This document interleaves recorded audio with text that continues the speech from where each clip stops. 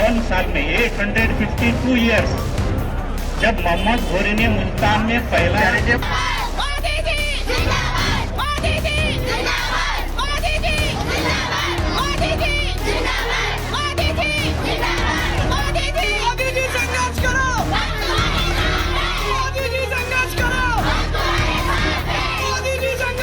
వక్ఫ్ పదాన్ని కరెక్ట్గానే పలికానని చెప్పి అనుకుంటున్నాను. ఎందుకంటే మనకు కూడా పెద్దగా పరిచయం లేని ఒక పదం, ఒక వర్డింగ్ అనే చెప్పుకోవాలి వక్ఫ్ అనేది.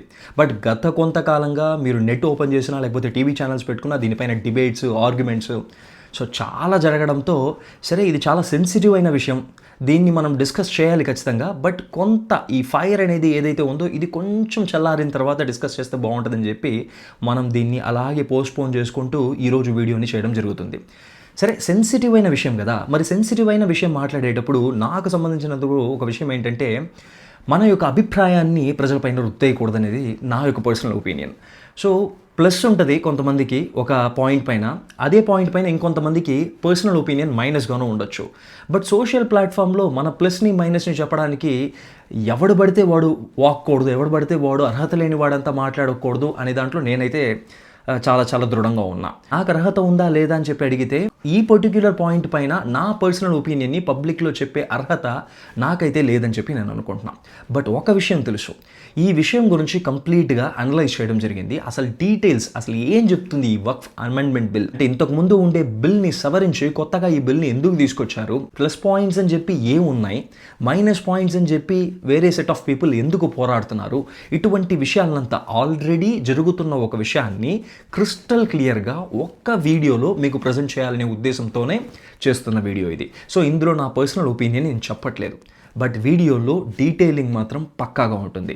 సో వీడియో చూస్తూనో లేకపోతే చూసిన తర్వాతనో కంప్లీట్గా మీకు ఒక డెసిషన్ వచ్చిన తర్వాత ఆ డెసిషన్ని ఒక మంచి డైలాగ్గా, కాన్వర్జేషన్గా మన కమెంట్ బాక్స్లో మీరు స్టార్ట్ చేస్తే I will be very happy. ఈ వీడియో చేసిన ఏ ఉద్దేశం అయితే ఉందో ఆ ఉద్దేశం నెరవేరాలని చెప్పి కోరుకుంటూ టాపిక్లోకి వెళ్ళిపోదాం.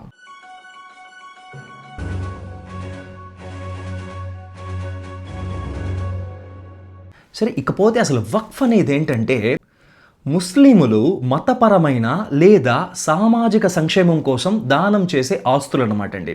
సో దీన్ని వక్ఫ్ అంటారు. సో ఈ ఆస్తులు ఏమై ఉండాలి, మసీదులు అయి ఉండొచ్చు, మదరసాలు అయి ఉండొచ్చు, ఇంకా చెప్పాలంటే వాళ్ళ యొక్క శ్మశానాలు అయి ఉండొచ్చు, లేకపోతే భూములు కూడా అయి ఉండొచ్చు. ఈ ఆస్తులు వేటికి పడితే వాటికి ఉపయోగించడానికి లేదు. సో పర్టిక్యులర్గా కొన్ని నియమాలని వెళ్ళి పెట్టుకున్నారు. సో ఈ ఆస్తుల్ని మరీ ముఖ్యంగా విద్య కోసం, ఆరోగ్య రంగానికై, లేకపోతే పేదలకి సహాయం అందించాలి అనే ఉద్దేశంతోనే వక్ఫ్ ప్రాపర్టీస్ ఒక బోర్డు అనేది ఏర్పాటైంది. భారతదేశంలో చెప్పుకోవాలంటే 8.7 లక్షల వక్ఫ్ ఆస్తులు ఉన్నాయని చెప్తున్నారు. ఇవి సుమారుగా 1,00,000 కోట్లు విలువ చేసేటివి. కానీ ఇప్పుడు కొత్తగా బిల్ ఎందుకు తీసుకొచ్చారంటే ఈ వక్ఫ్ ప్రాపర్టీస్ అంతా కూడా దుర్వినియోగం అయిపోతుంది, అవినీతి అనేది కూరుకుపోవడం వల్ల దీని వినియోగం అనేది సరిగ్గా జరగటం లేదు. అందుకే 2025లో వక్ఫ్ సవరణ బిల్లును ప్రవేశపెట్టామని చెప్పి బీజేపీ చెప్తుంది. సో ఇంతవరకు క్లారిటీ ఉంది కదా. మరి వీళ్ళు చేసిన సవరణలో ముఖ్యమైన సవరణలు ఏంటి, ఆ పాయింట్స్ ఏంటన్న విషయాన్ని 1 by 1 చూద్దాం. ఫస్ట్ది డిజిటల్ రిజిస్ట్రేషన్. అన్ని వక్ఫ్ ఆస్తులు 6 నెలల లోపల, అంటే ఆల్రెడీ వీళ్ళు వక్ఫ్ అమెండ్మెంట్ బిల్ని ప్రవేశపెట్టారు కాబట్టి సో 6 నెలల లోపల ఒక కేంద్రీకృత డిజిటల్ పోర్ట్లో నమోదు కావాలి. ఇది పారదర్శకతని పెంచుతుంది అని చెప్పి ఈ డిజిటల్ రిజిస్ట్రేషన్ అనే పద్ధతిని తీసుకొచ్చారు. ఇది మొదటి పాయింట్. ఇకపోతే రెండో విషయం, ఇక్కడ వక్ఫ్ ఆస్తులు ఉన్నాయి కదా, సో దీనిపైన ఏదైనా వివాదాలు ఉన్నట్లయితే దాన్ని కోర్టుకు తీసుకెళ్ళడానికి లేదు. సో వక్ఫ్ బోర్డుకి తీసుకెళ్ళాలి. వాళ్ళు చర్చించి దీనిపైన ఒక నిర్ణయాన్ని అందిస్తారు, ఒక జడ్జ్మెంట్, తీర్పునిస్తారు. ఆ తీర్పే తుది తీర్పు. ఆ తీర్పుని ఇంకా సుప్రీంకోర్టు, అత్యున్నత న్యాయస్థానమైన సుప్రీంకోర్టు కూడా క్వశ్చన్ చేయడానికి లేదు. సో సరిగ్గా వీళ్ళు సెకండ్ పాయింట్ని అమెండ్ చేశారనమాట. ఇప్పుడు ఏంటంటే ఈ పాయింట్ వివాద పరిష్కారం అని చెప్తూ ఇకపై వక్ఫ్ ట్రిబ్యునల్స్ కాకుండా జిల్లా కలెక్టర్లు ఆస్తి వివాదాలను పరిష్కరిస్తారు. సో డిస్ట్రిక్ట్ కలెక్టర్స్ ఇన్వాల్వ్ అవుతారని చెప్పి సెకండ్ పాయింట్ చెప్తుంది. సో వక్ఫ్ బోర్డులో ఉంటారు కదా, సో వాళ్ళు పరిష్కరించడానికి లేదు. ఎందుకంటే వాళ్ళు పరిష్కరించాలంటే వాళ్ళదే తుది నిర్ణయము, కోర్టుకి మీరు క్వశ్చనే చేయలేరు. సో అలా కాకుండా ఫస్ట్ ఆఫ్ ఆల్ ఆస్తి వివాదాలు ఉంటే ఆ డిస్ట్రిక్ట్ కలెక్టర్, ఆ ప్రాపర్టీ ఏ డిస్ట్రిక్ట్లో అయితే ఉందో ఆ డిస్ట్రిక్ట్ కలెక్టరే పరిష్కరిస్తారనమాట. ఇక్కడ మూడోది చాలా ముఖ్యమైన పాయింట్, అసలు వివాదానికి తెరలేపిన పాయింట్గా దీన్ని కూడా మనం చెప్పుకోవచ్చు. ముస్లిం కాని సభ్యులు వక్ఫ్ బోర్డులో చేర్చడం, అంటే కేంద్ర వక్ఫ్ కౌన్సిల్లో ముస్లిం కాని సభ్యులు కూడా చేరుతారనమాట. దీని గురించి ఇంకా కొంచెం డీటెయిలింగ్ మనం ముందు మాట్లాడుకుందాం. సరే, ఇకపోతే నెక్స్ట్ పాయింట్కి వెళ్ళిపోదాం. వక్ఫ్ బై యూజర్ని తొలగించడం జరిగింది. అంటే డాక్యుమెంటేషన్ లేకుండా దీర్ఘకాలం మతపరంగా ఉపయోగించిన ఆస్తులు ఇకపై వక్ఫ్గా గుర్తించబడవు అని చెప్పి చాలా క్లియర్గా మెన్షన్ చేసేశారు.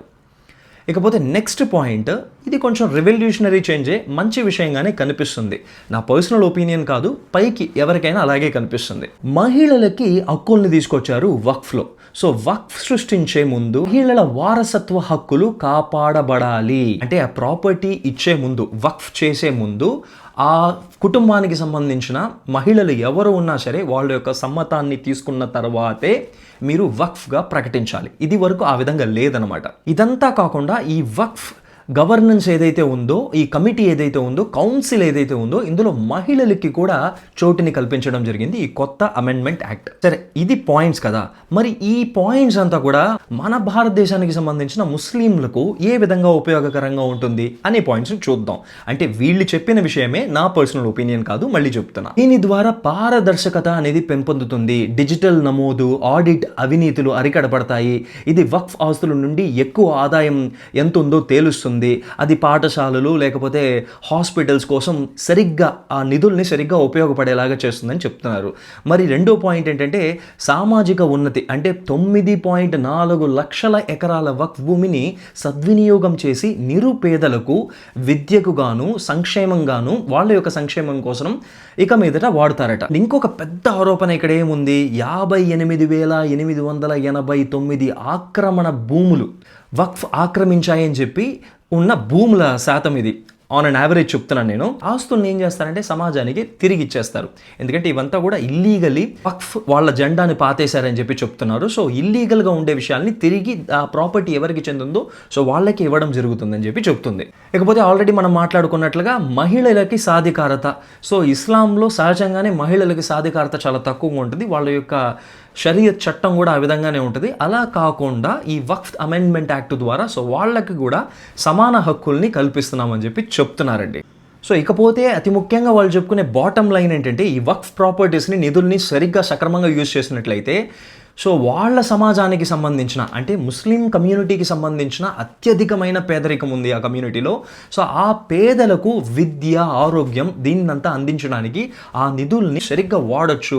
సో దాన్ని స్ట్రీమ్ లైన్ చేయడానికి ఈ వక్ఫ్ అమెండ్మెంట్ యాక్ట్ అనేది చాలా ఉపయోగపడుతుందని చెప్పి ప్లస్ పాయింట్గా చెప్తున్నారు. మరి ఇన్ని ప్లస్ పాయింట్స్ ఉన్నాయి కదా, మరి ముస్లిం సంఘాలు కానివ్వండి లేకపోతే ప్రతిపక్షం కానివ్వండి ఈ బిల్లుని ఎట్టి పరిస్థితుల్లోనూ వెనక్కి తీసుకోవాలని చెప్పి ఎందుకు పోరాడుతున్నాయి? మరి ఆ విషయాల్ని పాయింట్స్గా చూద్దాం. అతి ముఖ్యమైన పాయింట్, ముస్లిం కాని సభ్యులు వక్ఫ్ బోర్డులో చేరికల వల్ల, జిల్లా కలెక్టర్లు అధికారం ఇవ్వడం వల్ల సో వక్ఫ్ బోర్డుల మత స్వేచ్ఛను దెబ్బతీస్తుంది అని చెప్పి అతిపెద్ద ఒక ప్రొటెస్ట్ చేస్తున్నారండి. ఇక్కడ మరొక పాయింట్ ఏంటంటే వక్ఫ్ బై యూజర్ని తొలగించడం వల్ల 4 లక్షల డాక్యుమెంట్ లేని మసీదులు, దర్గాలను వక్ఫ్ కోల్పోయే అవకాశం ఉంది.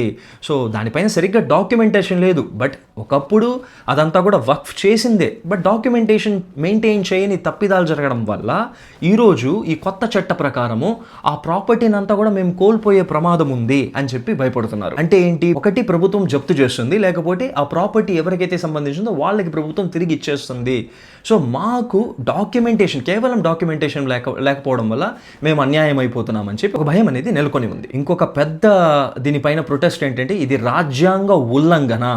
అంటే రాజ్యాంగం ఏం చెప్తుంది, సమానత్వ హక్కుల్ని అందరికీ ఇచ్చింది, అన్ని మతాలకి ఇచ్చింది. సో ఆ సమాన హక్కుల్ని ఉల్లంఘించే విధంగా ఈ బిల్లు ఉంది కాబట్టి దీన్ని సుప్రీంకోర్టులో సవాల్ చేయాలని చెప్పి విపక్షాలు పోరాడుతున్నాయి. అంతా తీసుకురావడం వల్ల వక్ఫ్ నిధులు ఆటోమేటిక్గా తగ్గిపోతాయి. అలా తగ్గిపోవడం వల్ల ఏంటంటే సో ఈ మతానికి చెందిన పేదలకు విద్యని అందించడం, లేకపోతే వాళ్ళకి ఆరోగ్య వసతుల్ని కల్పించడం, ఇట్లాంటి విషయాలు నిధులు లేకపోతే మేమేం చేస్తాము? సో మమ్మల్ని దెబ్బతీయాలని చెప్పి ఈ వక్ఫ్ అమెండ్మెంట్ బిల్ని తీసుకురావడం జరిగిందని చెప్పి వీళ్ళు పోరాటం చేస్తున్నారు. సరే, నేను పాయింట్స్ అంతా డిస్కస్ చేయడం జరిగింది.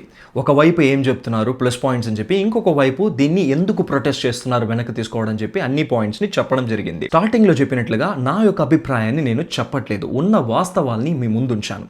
సో నా రిక్వెస్ట్, సో మీకు అర్థమైన విషయాన్ని అసలు మీకేమనిపిస్తుంది, ఈ వక్ఫ్ అనేది నిజంగానే ముస్లిం సోదరులనే కోరుకుంటున్నాను, వక్ఫ్ అనేది నిజంగానే మీకు న్యాయం జరుగుతుందని భావిస్తున్నారా, లేకపోతే అన్యాయం జరుగుతుంది, ఎందుకు అన్యాయం జరుగుతుంది, ఎందుకు మీకు ఈ బిల్లు పైన నమ్మకం కలగట్లేదన్న విషయాన్ని దయచేసి డిస్కస్ చేయండి. ఇది ఒక డైలాగ్గా ఉండాలి, డైలాగ్ వార్గా కాదు, డైలాగ్ డిస్కషన్ అవ్వాలనేది నా బోటి వారి యొక్క కోరిక. So I will catch you up in another interesting and useful content. Till then, this is Gananath Shankar signing off from this particular video. Stay safe, stay healthy.